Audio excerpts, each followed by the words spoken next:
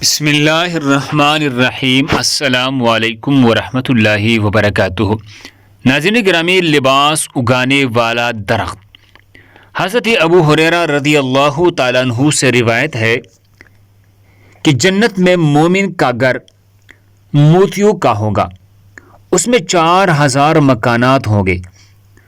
اس میں ایک ایسا درخت ہے جو جنتی لباس اگائے گا، تو جنتی شخص اپنی 2 انگلیوں یعنی انگوٹھے اور شہادت والی انگلی سے موتی اور مرجان سے مزین 70 جنتی لباس پکڑے گا۔ سبحان اللہ! اللہ ہم سب کو اس پر عمل کرنے کی توفیق عطا فرمائے۔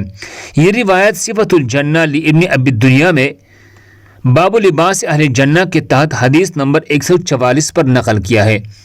دوسرے مسلمانوں کے فائدے کے لیے آگے ضرور شیئر کریں۔ مزید خوبصورت معلومات کے لیے ہمارے چینل کو سبسکرائب کریں۔ جزاکم اللہ۔